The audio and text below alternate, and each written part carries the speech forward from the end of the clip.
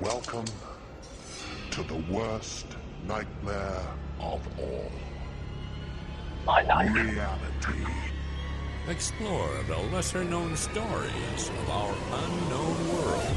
Join the pursuit of the paranormal with Ash and Greg. Hello, Ash. How you doing? I'm good. How you doing, Greg? I'm very good. Anybody who skips through these, they will hear the exact same opening every episode. I know we do it.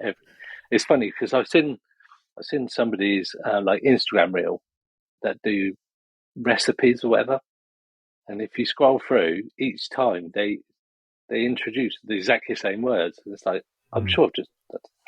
It's like TikTok. It's like go on someone's like profile. It's like, hey guys. I'm like, Exactly. just the same thing at the start.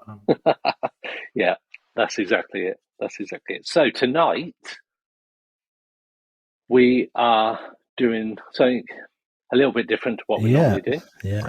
So we are reviewing two movies that one is out and one is coming out. And the one that's coming out is actually being released this Friday, the 20th, on Amazon Prime, which is Nandor Fodor and the Talking Mongoose. It is. Which is directed and written by Adam Sigal, who, at the end of this episode, once we've talked about the film and our thoughts on it, will play the interview that we managed to get with him, which was weird. It was weird.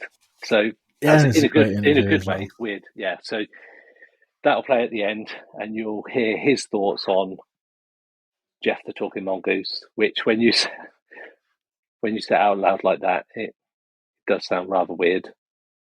But if you listen to one of our previous episodes, we talked to Richard Freeman, who is more of an expert in Jeff the Talking Mongoose than certainly I am. So definitely. So, and that was my first introduction to Jeff, was way back in April time, where we spoke and talked about Jeff the Talking Mongoose, which is kind of weird. It's a great, just the tagline is enough to pique the interest. Considering a mongoose isn't really a natural animal to the UK. No. So, and it's based in the Isle of Man. But yeah, we'll come on to that in a bit. But the first film we're going to talk about is, it's a bit of a weird one. It ticks a lot of boxes, this episode. So we're going to talk around No One Will Save You. Yeah. Which is on Hulu, it's on Disney Plus. It came out, was it a couple of weeks ago, I think. Yeah. About a month ago, maybe. Yeah. Any other streaming website that you might go to for films, whether or not you're using VPNs or not.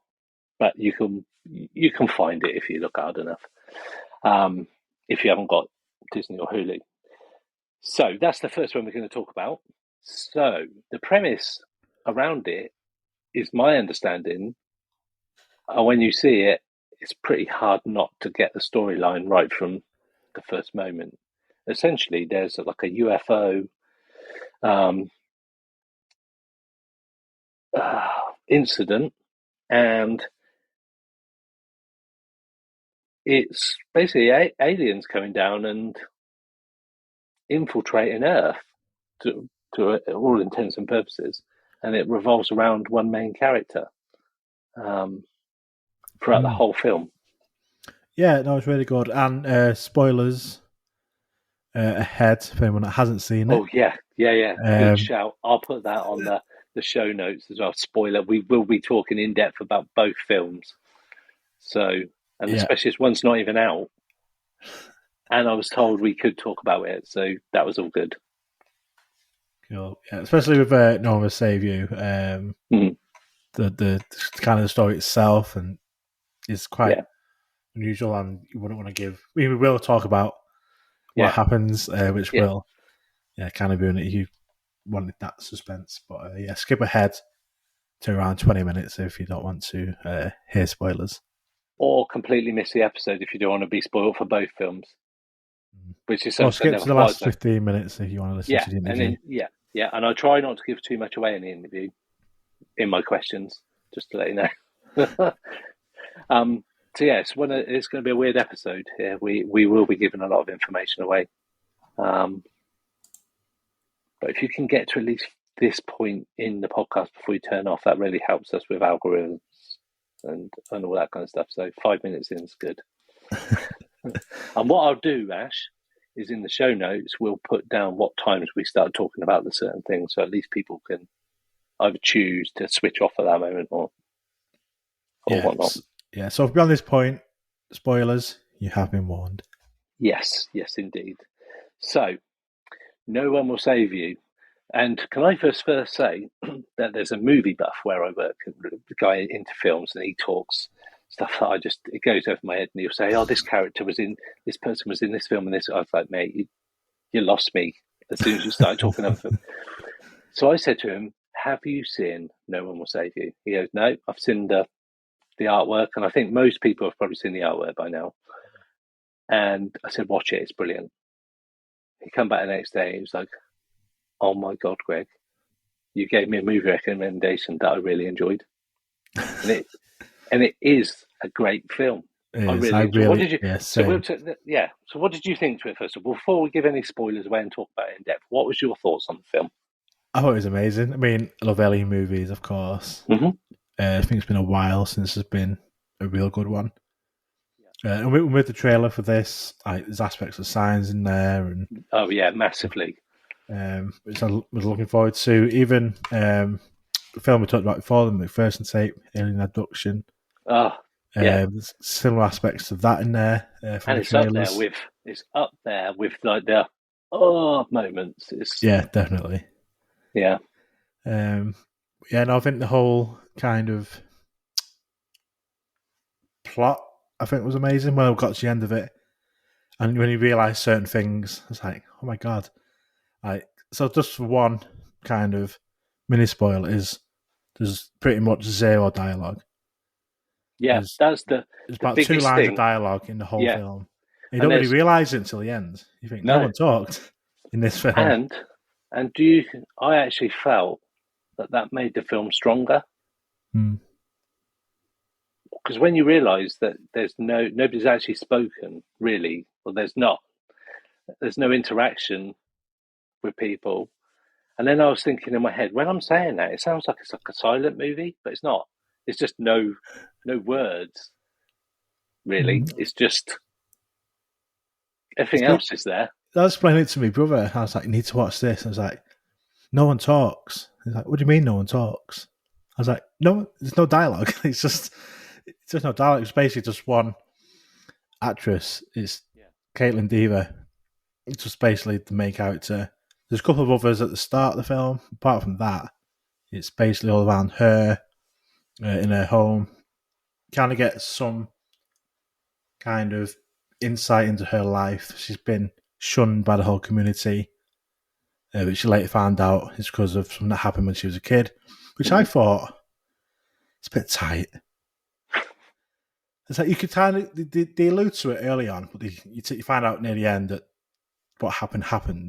But you kind of know straight away that must have been what happened when she was a kid, where she basically pushed a friend in an argument, and the friend died, and there must have been about 14 at the time.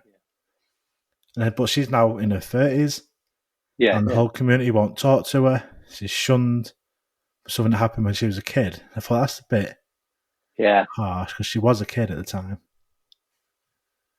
Yeah, it was. I mean, it's a very strange sort of backstory, like you say, and it is quite tight that it's still shunning her after this time. So you don't. It's strange, but that doesn't impact the film at all. In fact, that probably alludes to the fact that she's just not speaking to anyone. That's why. I mean, I guess they had to have a reason for her not to get help. Because the action kicks off pretty much straight away. Yeah, it does. It's not like with Signs, like the creature reveal in Signs. It's way into it, isn't it? Way into it, and you only get like a bit of a glimpse, and that's kind of it. Whereas this, it's literally within the first 10 minutes. It's a home invasion. The bright lights come, and then there's creatures in the house, smashing things around. Yeah. And it just doesn't let up straight, and you see the creatures straight away. So there's no like kind of suspense. It's not like because a lot of stuff like with Blair Witch Project, with Signs, with alien abduction, with Face and Tape, you don't see the creatures till near the end, or in the Blair Witch, you never see anything. It's the premises, you don't know what it is. Yeah. In this one, it's just straight away, it's there. That's what the creature looks like. And one of the creatures looks like there's multiple versions of these aliens, and some of them are freaky. Because there's one thing that got me. I saw the poster for the Babadook. Have you seen the Babadook? Yes. I saw the poster and I thought, fuck, this looks brilliant. Just from the poster, I thought, this looks super eerie.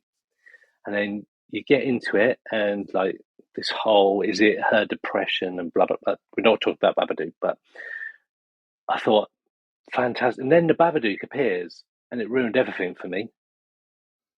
It really did. And I just thought, you didn't need to show him. You could have just kept him on the fringes.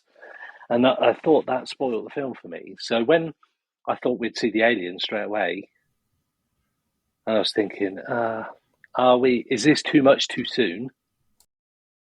Because Blair Witch does it completely opposite. And the only kind of thing at the end of Blair Witch is where the camera falls over, the guy's in the corner. Spoiler alert. The film is 20 odd years old. So if you're into it now, then I'm not spoiling anything. But so, yeah, there is a bit of a happy medium with Signs. There's that premise that there's something there that you're not quite sure of. Same with 10 Cloverfield Lane. Have you seen that? That's the only one I've not seen out of them. That's really the one with John Goodman?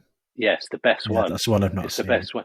And it's kind of, you don't really, same with all of them, you don't really know what they're afraid of or what it is. And that adds to the mystique a bit. I think you'd like 10 Cloverfield Lane, actually. Definitely need to go and watch it. And if you've seen Paradox, awful, don't do it. That might want to put me off. But the way you talk about with the Babadook and the way you think it's her, that's kind of great in everything. You have that thought with this film. Mm-hmm. Because she's this isolated, shunned young woman living on her own. Yeah. And she does seem to be a bit unhinged. Yeah. The way she's living. I do think, if you start questioning it, is this happening? Or is she imagining it? Yeah. Is she is he trying to either not imagine it or making it up like a story for herself? So something's happening to her just because she has basically no one in her life. But I mean, I did love it. Overall, I'd watch it again. Thought the premise was great.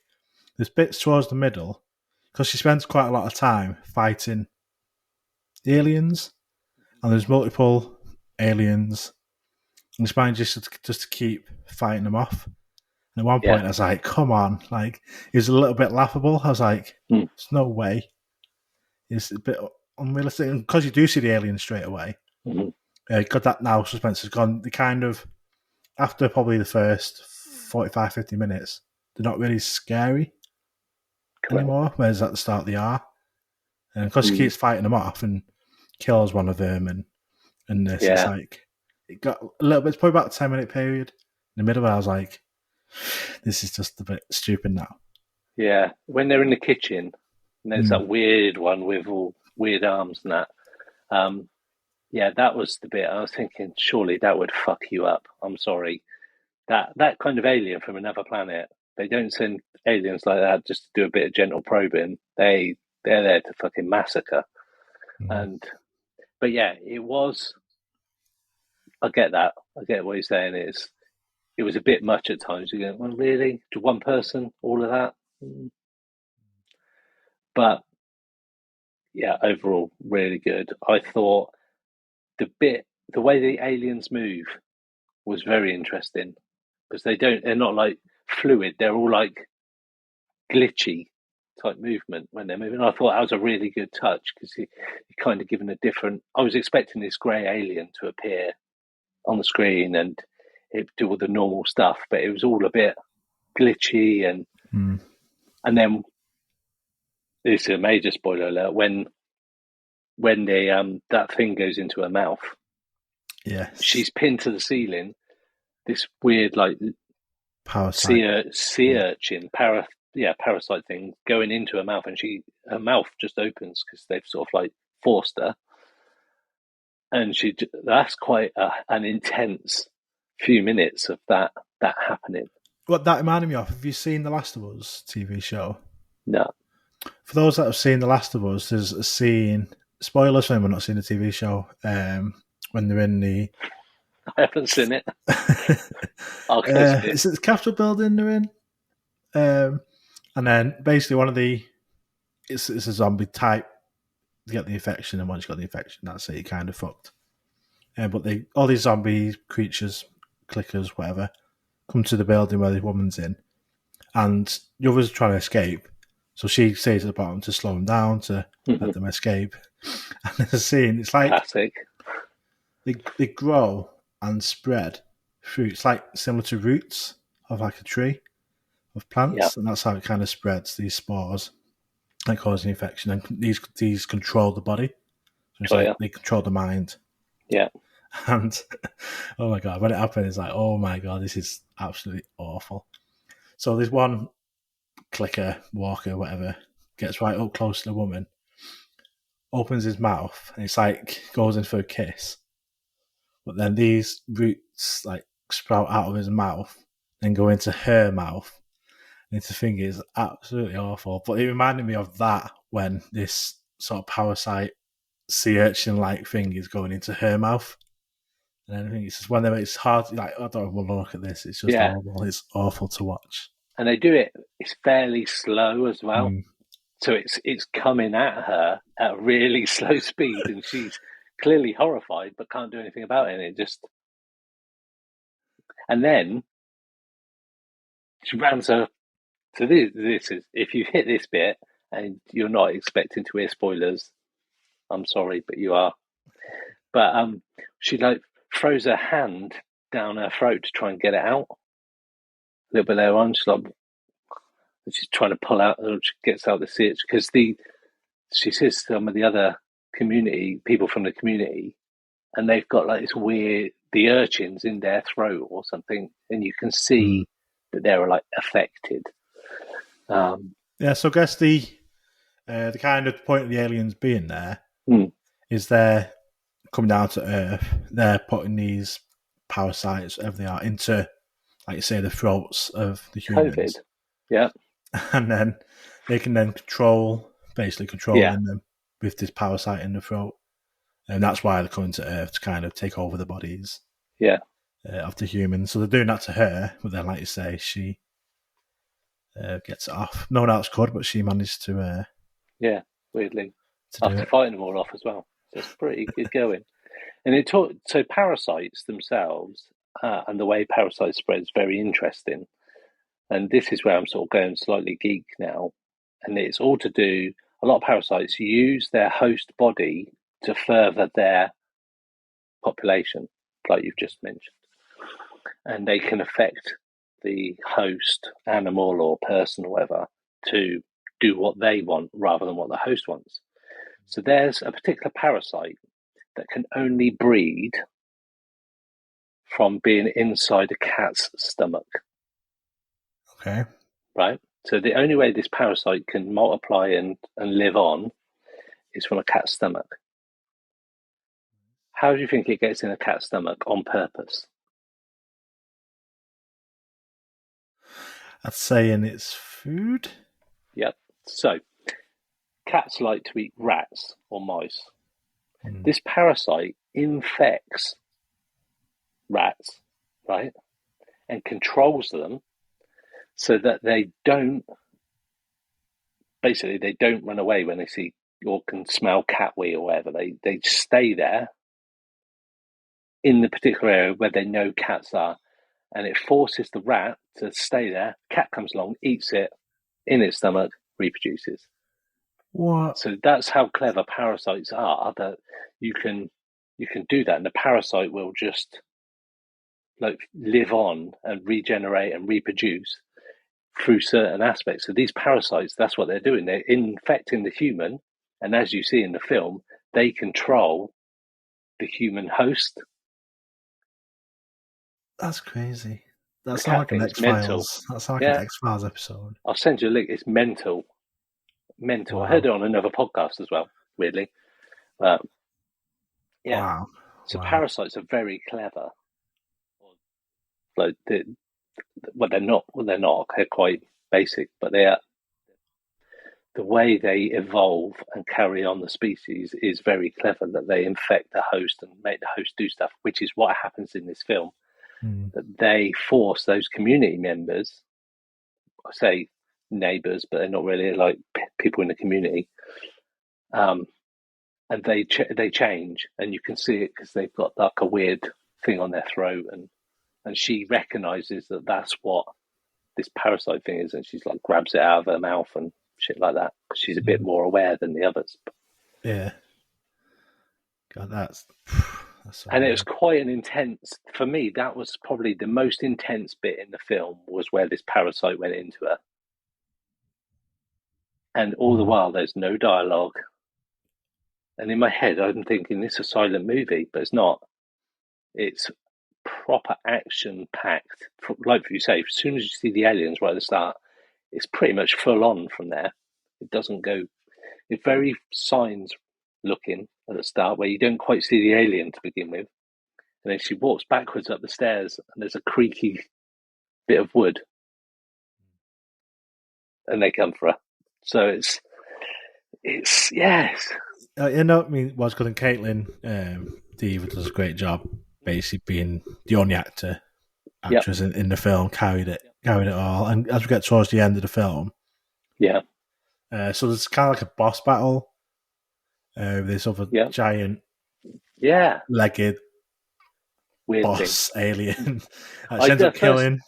I thought boss, that's like end of level boss. That's exactly what I was thinking when I was watching it. And then she ends up killing that alien. And then that's when we find out that the reason she was shunned from the community is because she killed a friend when she was a kid by accident. Again, pretty tight to still have that. But like I said, that's holding a grudge, that is. Yeah, because this takes place over a couple of days. And she does escape the house. Goes to the town to get help, goes to the police station. But the girl who's killed, her dad was like the chief of police. So like, no one talks to her, and she just thinks, like, no one can help me. So she goes back to the house to basically fight him herself. Yeah. And then the film ends. So, before you say it, so this is the one bit I've seen people saying about the end of the film. Obviously, I've seen the end of the film. I didn't get it. I didn't really figure out what the whole purpose of them coming down and infecting people was. So please enlighten me. So I mean, it kind of open to how you see it. I've seen people say that they were intrigued by her because basically they'd let her live. Yeah. They stopped trying to control her and they just let her live a life. And but you see, as the film kind of pans out, there's all these alien ships in the sky. Yes. There's lots like cities on fire, and you'll see other people clearly being controlled by the parasite. So to me, they took over the world at this point for me, but they've let her live. And I've seen people say that they think that because she's intrigued and interested by her, that's why they sort of spared her, or just lost enough aliens trying to like infect her. But for me, I mean, pretty much when I watched it, I thought it was because they saw she was isolated, and they kind of, cause she's like an outsider, shunned, isolated. She had this. That's probably what gave her the kind of the will to keep fighting them as well. It's probably took them a bit by surprise, and I think they like kind of liked her, felt a bit sorry for her. Okay, and then, I didn't get that from the way they were trying to kill her all the time. True, because it shows her going like into the community, and like dancing with the neighbours who are now being controlled by the aliens. So it's like it's like they gave her a life. It's not real life. She knows they're not real people. Well, they're like, dead, effectively. Yeah. But she's now can have the friends, have the neighbours. Yeah. Let's give her a life. I see that. That's kind of like why they let her live, so that she could have a life like she wanted. I mean, yeah, I get that. Yeah, now I'm thinking about it. Yeah, that makes more sense than. Because it's very open. It's very open ending. It's not like it doesn't really explain why. Yeah, I see. It's almost like there's no. A lot of films, you get that first sort of section of a film is sort of you get to know the character, you get to know sort of the stories of everybody, and you get a feeling towards what's going to happen. Like with It, for example, where the boat goes down into the drain and you see this monster and it's like we all float down here and all sorts of stuff. So you kind of get what's going to happen. And there's like this scene setting. But in this film, there's no scene setting, really. The aliens appear and full blast from there. So it's not like a lot of movies where humans end up winning because the aliens do take over the world. That's how it ends. We'll just leave her. That's kind of like the sting in the tail. Is that like with Signs? They figure out the water can kill him, and obviously War of the Worlds, they end up fighting him back, and Independence Day end up winning, like in the end. Whereas this one, they don't. It is the end of the world, apart from her to let her live. Yeah, Blair Witch doesn't end well either. True. To be fair, but yeah, it is. I might have to rewatch it with that thought process now in mind, and try and see it from the outsider point of view that she is, because I got swept quite quickly into the action. I love a good action film. It doesn't. At some points, I was literally just exhilarated by what was going on. It was just like, God, it doesn't let up at all. It doesn't let up. It's just film. I even said to the guy at work, I was like, there was moments I was just like, oh my God, this is just like. There's not many films that do that to me, where I'm just like fully invested, and it just goes. It just goes. There's a lot of films that go a bit up and down, but that was just like, yeah. So no respite. No, there was no respite, and it was. So yeah, I thoroughly enjoyed that. Yeah. So that was No One Will Save You. Big spoiler there is that she lives, but everybody else dies. Yeah, the whole world, everybody dies. It appears, but then I did think now, was it just the California thing, or wherever she lived? I don't know where she lived. Like, is it just that particular area, or was it everywhere? I think it's everywhere. Like I say, it doesn't show us, but I think it's the world. Yeah, I think that was also quite good, because like there's films like 28 Days Later, 28 Weeks Later, which in terms of opening scenes of a film, 28 Weeks Later is phenomenal. And we should probably talk about zombies, and because people believe in zombies and that. But if you've not seen the first 5 minutes of 28 Weeks Later and what's his name's in it? I can't even think. Big beat from out of Trainspotting. Anyway, that is Cillian. No, he's in the first one. Oh, it's first. One. So 28 Weeks Later is the next one, and it's got. It starts on the monorail thing. And on the monorail or the train. On what? 28 Weeks Later. Yeah. No, it's like there's a scene. They're in a cottage, and they're like, "Don't open the door to anybody." And then the zombies come, and his wife's spoiler alert's all over the place. His wife's in the room with their kid, and he manages to get out the window, and he's running away from this isolated cottage where the zombies have like descended on. And he looks round, and she's at the window, banging at the window, like, basically, save me. And then you see her fucking get taken by a zombie. All the while, he's just running from him. He's just like, fuck this, I'm gone. even though his family and kid and everything have all been massacred, and he watches it essentially happen. It's a real intense sort of 5-10 minutes of a film, and that was the kind of feeling I got with this film. Quite the way through the film, it was like that. It was just like a non-stop deep breath, hold your breath moment, and you just so, which is why I really enjoyed it, because a lot of films I do watch, like I mentioned to you off air, that I'll watch them in like 30-minute slots. People at work hate me for that, but I can watch films in a few hits. I don't have to watch it all at once, because as you know, we're doing a podcast and everything. It's all a bit full on anyway, so trying to get an hour and a half to just watch a film is quite difficult. And it's one of the few films that I've really just invested and watched the whole way through, first go in, and I'm glad I did. So yeah, I'll give that. Well, okay then. What a Pursuit of the Paranormal podcast out of 10? What would you give it? May as well give them ratings while we're here. I would go with 8. It's only probably that middle 15 minutes. Apart from that, it probably would have been a 9. Yeah, I'd definitely say 8, 8.5, 9, around that. I'd say it's definitely a film I will need to watch again. Now I've understood it a bit more. But I mean, that's only my. You know what I mean? No, but on like Reddit, there's loads of different people's sort of thoughts, and it's purposely left kind of. And it really is.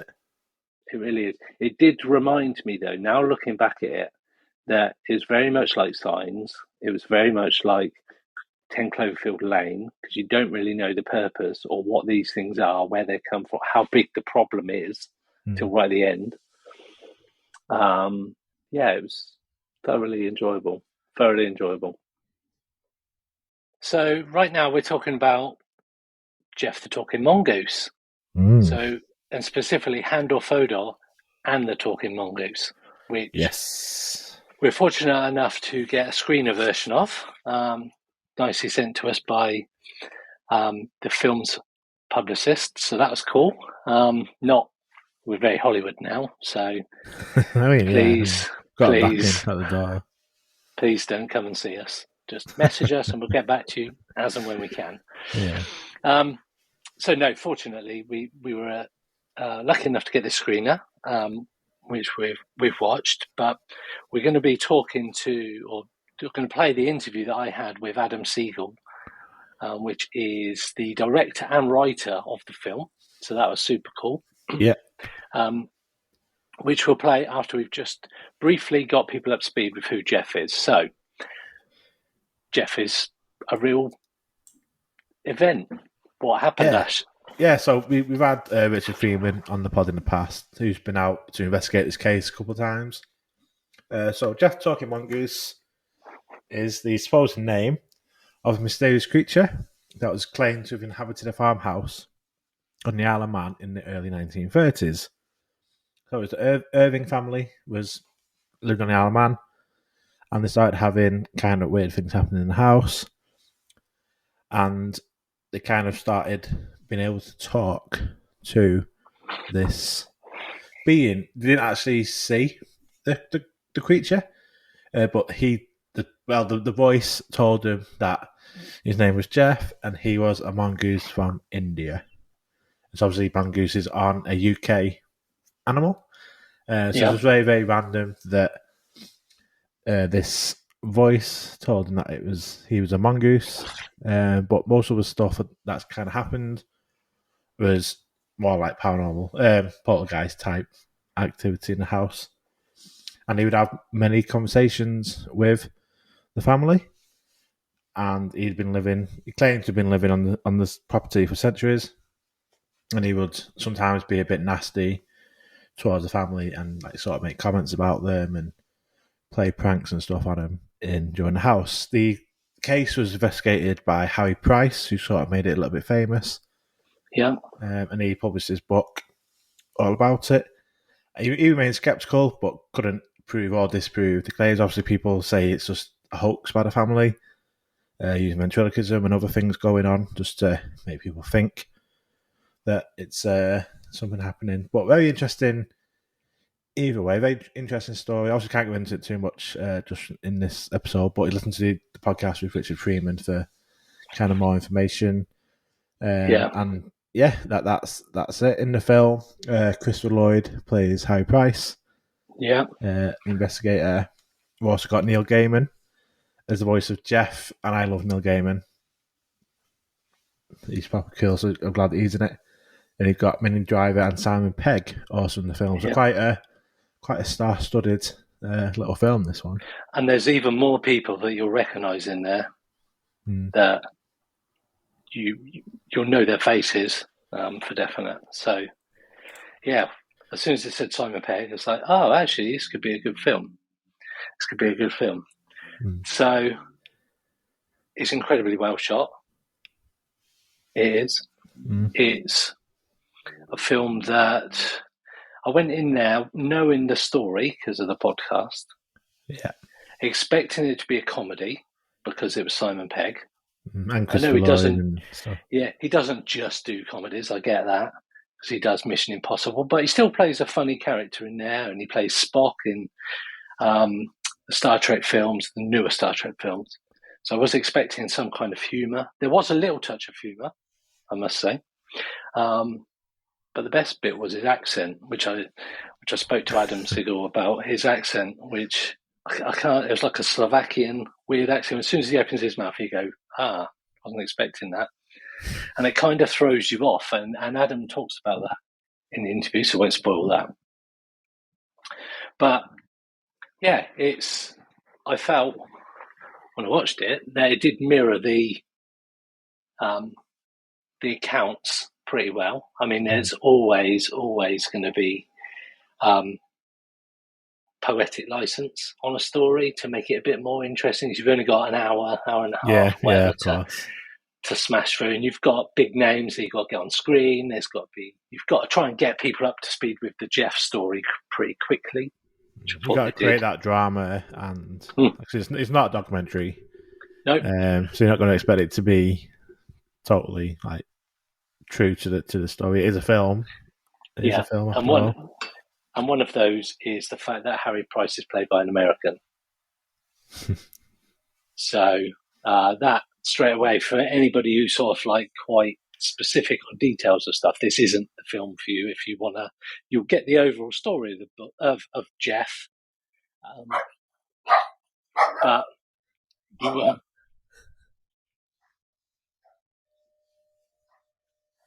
you will get the overall story of Jeff. Excuse the dogs. You'll get the overall story of Jeff, but you have to make up your mind whether or not you think it's a real thing, which is something I addressed in the interview. I mean, who knows? Who knows? It's so long ago, and although it's pretty well documented, it's a kind of thing that is almost too hard to believe because it's a mongoose. It's not something that's native to the UK. I know there's reports that it was yellow back in the old days. It's not yellow in the film. It's like a mongoose. So you do get a sense that while the main plot of what actually happened and happens in the film, kind of has sort of a different sort of message. And it's out on Amazon Prime on Friday. Yeah, I thought it was a really good film. I quite enjoyed it. It's not the kind of film I'd normally be interested in had I just seen the title. Well, the title says The Talking Mongoose. Kind of. It makes me feel more like it'd be a kid's film. Yes, yeah. It struck me as a kid's film when you see the writing. It's very childlike writing.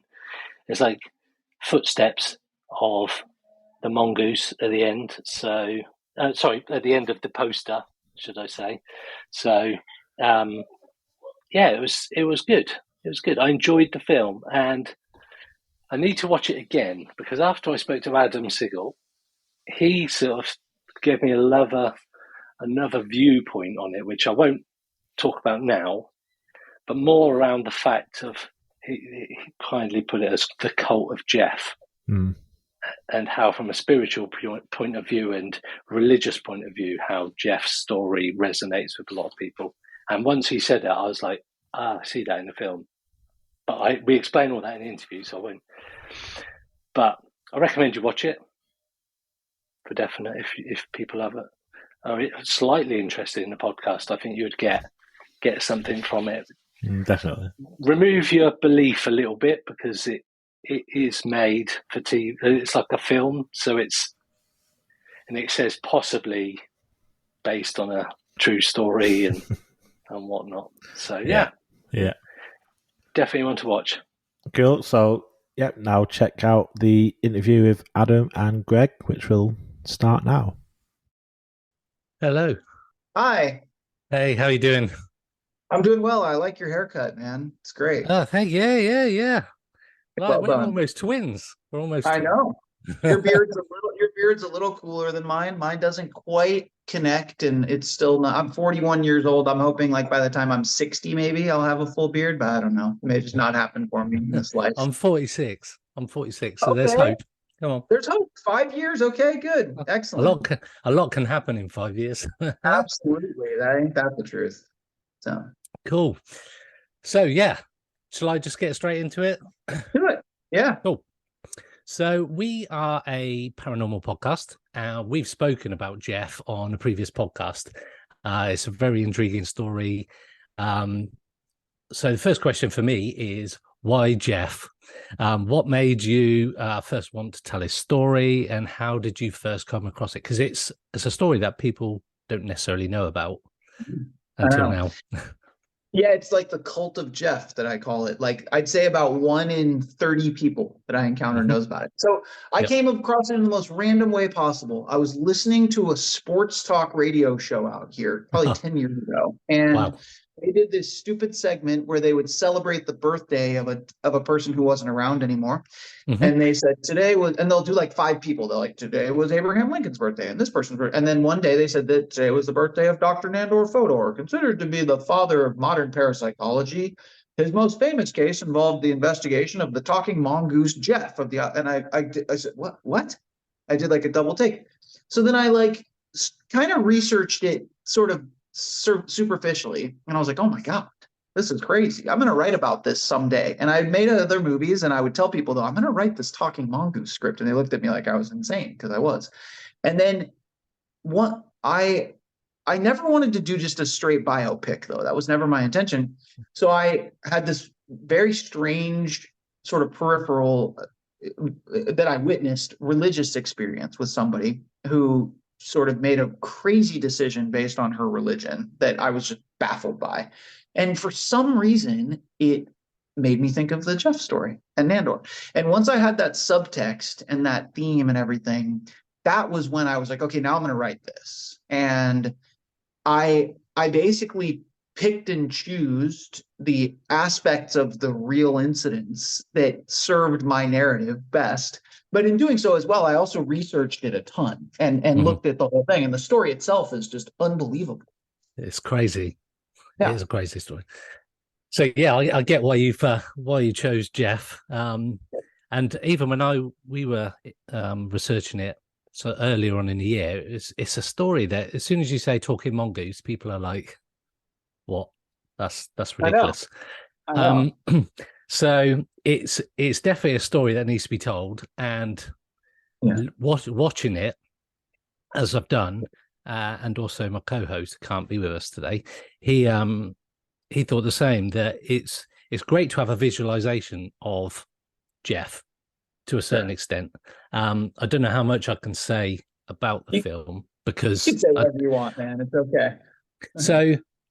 The bit I found absolutely fascinating is I had in my head one version of how I thought the story would go when I watched it, and then to see sort of it kind of going down a particular route where Nandor's kind of like, not sure about this, and then one of the guys like, we both know it's a lie, and then the end of the film, and I was just like, what? I didn't know. I went into it thinking it's going to come out, it's either a fake or it's real.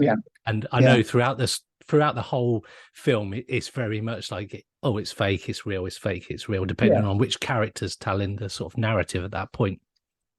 Right. And then at the end, seeing what I did, and I come off it and I thought, wow, I didn't know what to expect the ending to be like. And even after the ending, I still didn't know whether Jeff was real or not. It was a great ending. Sure. Thank you. Well, I appreciate that. And like, my intention with this, so the filmmakers and storytellers that I respect the most are guys like the Coen brothers and David Lynch, and guys who not guys, but filmmakers, for God's sake, who prioritize theme and subtext over narrative. Okay.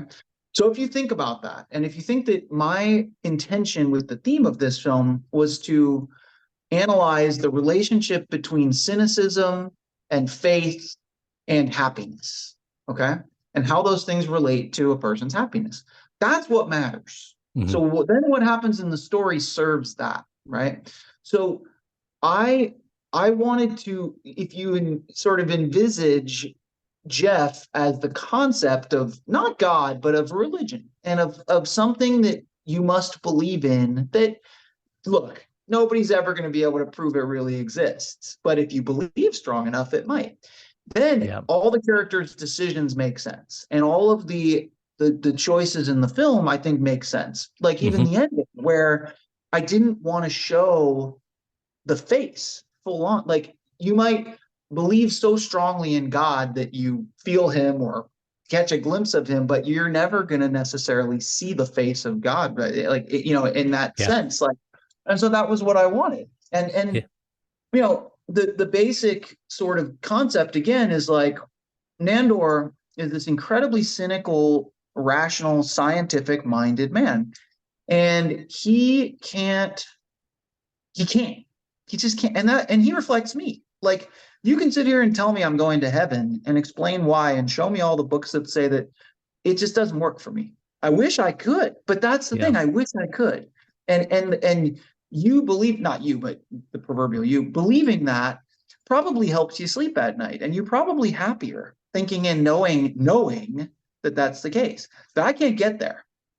But that doesn't make me happy. You know what I mean? Like, that's the biggest thing, is like, it's about like what, like I think that somebody who's very scientific and looks at religion as kind of a joke considers themselves in some ways intellectually superior to somebody who just has blind faith in a religion, and they go, I believe in God because of that. But here's the funny thing, is like, why are we here? Like, we're here to be happy.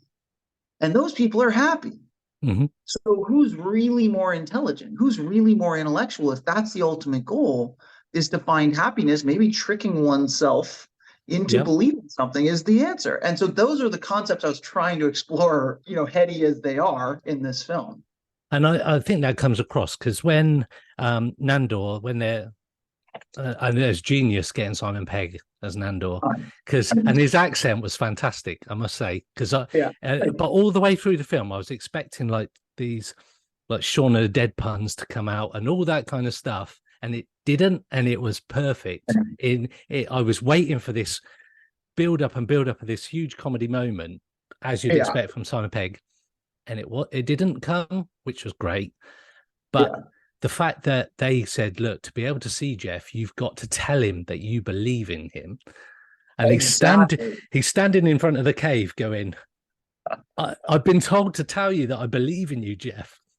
Dude, and the only way you can, my man, I've been in that exact situation religiously. Like, I feel like there's a moment in every religion where they look at you and they go, okay, you got to believe, you got to do this. And that's the moment where you're either going to go, okay, and you're going to trick yourself into it and like, okay, yes, I feel it. And now you're part of this cool group, and you're part of this social group that like, you're one of the chosen ones, the Jeff believers, right?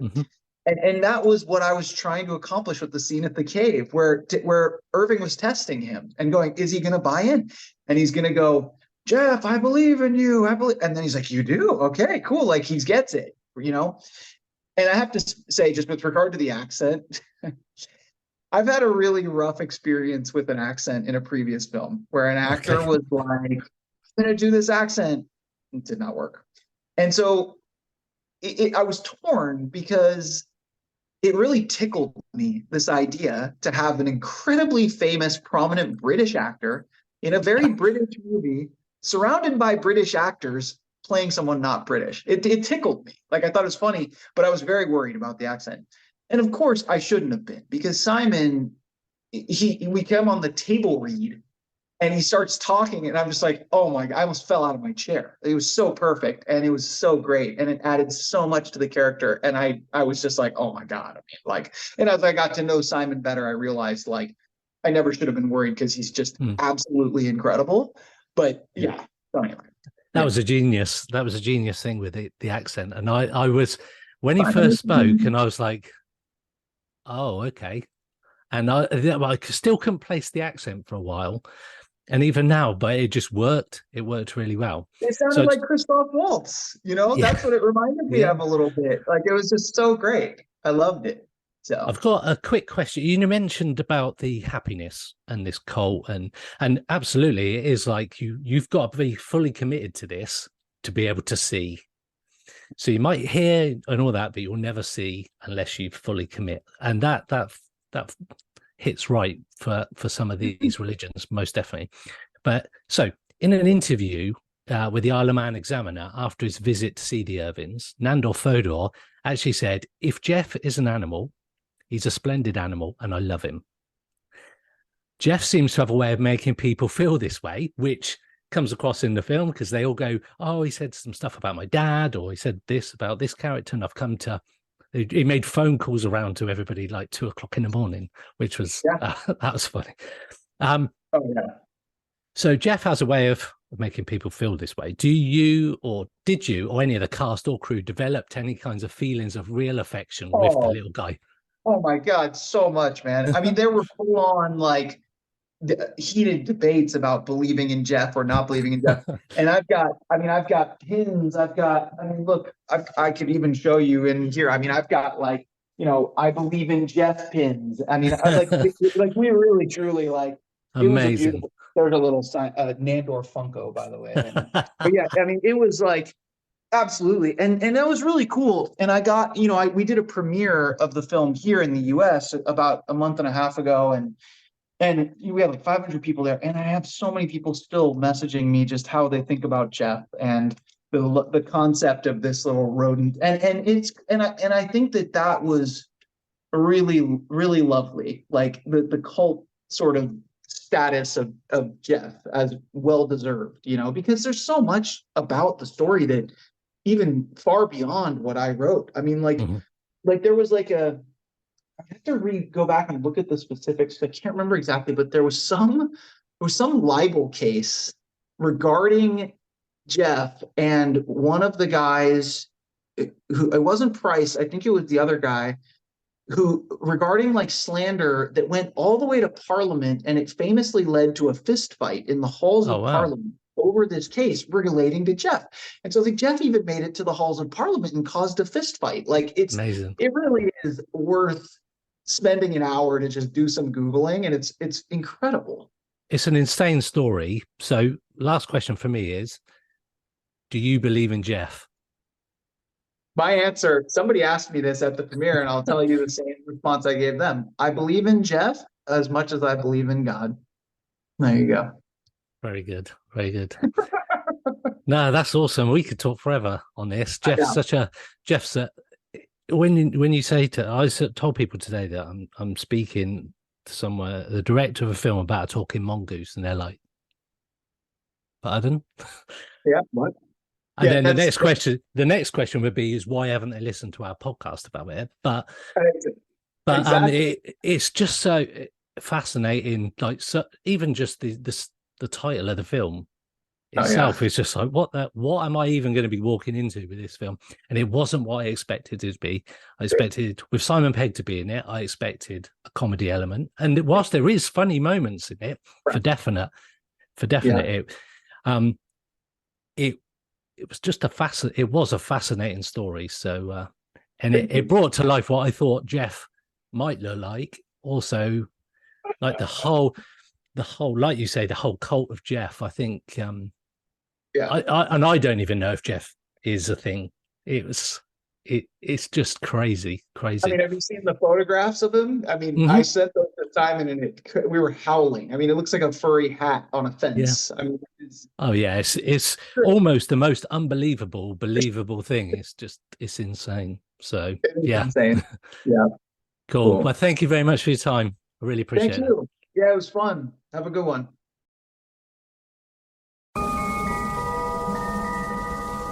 Pursuit of the Paranormal with Ash and Greg.